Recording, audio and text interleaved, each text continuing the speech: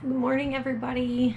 It is bright and early. I literally just rolled out of bed and made some coffee. Today, Jason should be on his way to Dallas or will be leaving soon. He did tell me that he was probably gonna maybe go hunting this morning and then either come right after or take a nap and then head out this way. So he'll be here today. Which is exciting. I missed him a lot, so I'm really excited to see him. I don't know if you guys caught our live chat last night on the Crockers. I went live for just a few minutes to kind of give you guys an update, and unfortunately the sound quality on my cell phone is absolutely terrible. I haven't gone back to rewatch it, but I already know what it's gonna sound like, so that's why I didn't stay on for too long. I just feel like I got hit by a train. My whole body is just aching. Yesterday I had a very bad headache all day.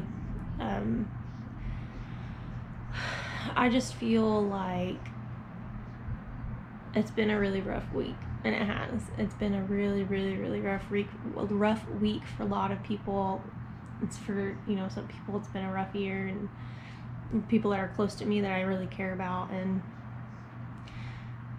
so one thing that I feel like it's hard to come to terms with when you lose someone is the fact that it hurts so much that it's hard to do anything else.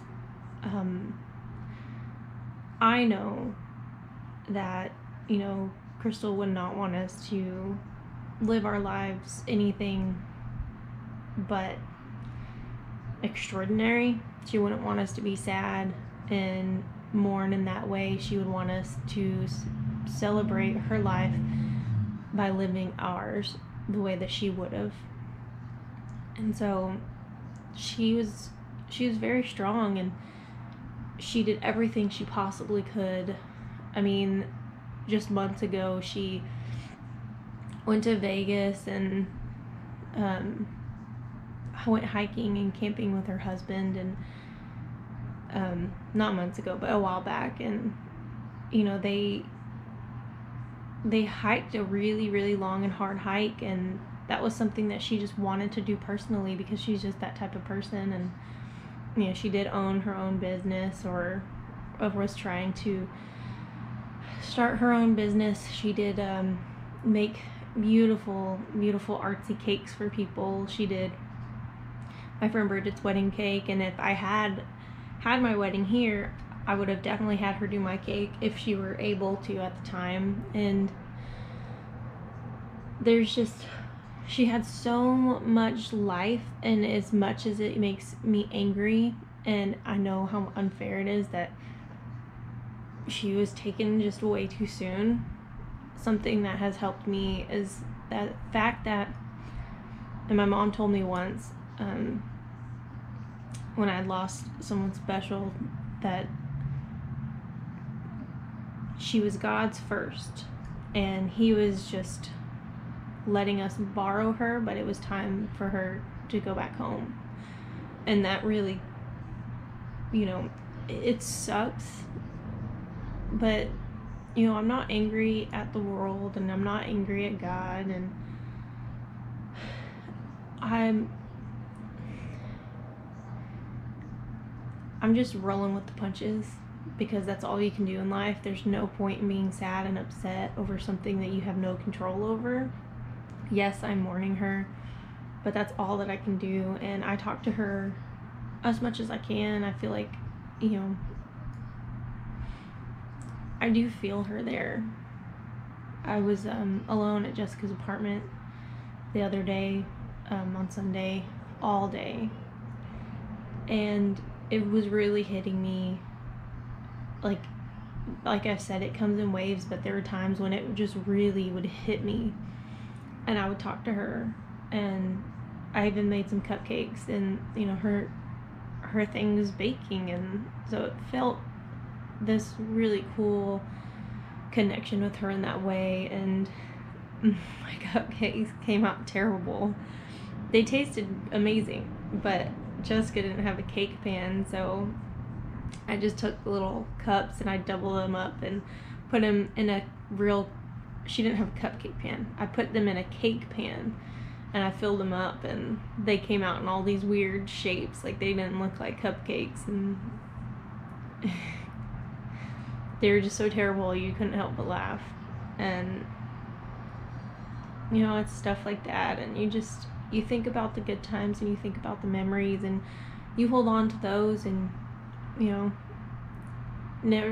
you're never gonna forget this person, and your kids will know who she is. And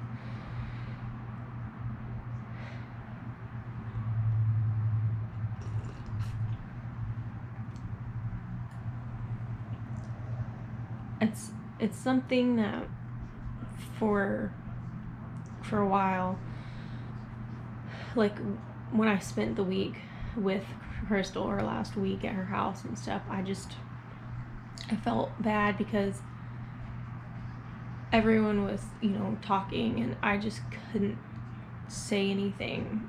I knew that if I were to talk, that I was gonna break down, and so I would just not say anything. And then anytime I tried to talk, I would just start bawling my eyes out, and I would just turn red and I'd start shaking because I couldn't speak without breaking down. And I've always been that way whenever there's, you know, a lot of emotion going on. And I was just trying to be strong because everyone else is trying to be strong too, you know. But seeing her husband spend the last, you know, few days with his wife, and seeing her mom and her dad, and I was hurting for everybody, you know, for Bridget and Jessica, and I just felt, and I'm still feeling all these overwhelming emotions, and it's been really hard. And with the holidays coming up,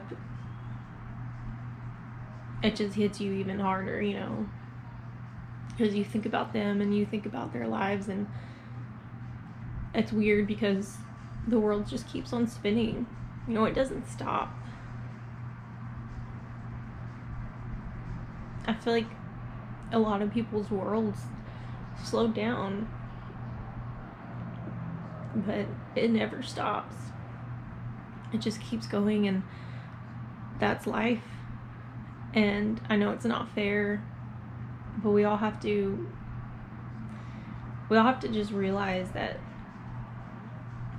there's nothing that we can do to change that, but we can control how we live the rest of our lives.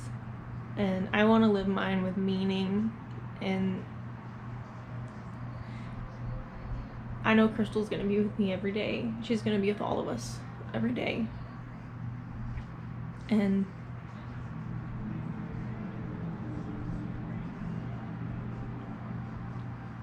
there's not a whole lot, you know, that I could really say. Like I said, it's hard for me to talk without just breaking down.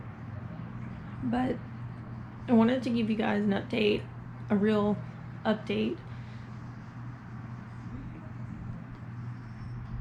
This has probably been one of the roughest weeks of my life, and I hope that I never have to go through this again, at least not for a while. You know, I hope everyone in my life knows how much they mean to me, and I want to be able to show them that. Like, don't take your friends for granted, don't take your family for granted. You know, live and show everyone love, show them that you care, because we don't know how much time we have left. Crystal declined in a matter of a week, and we knew it was coming, and it's still very hard.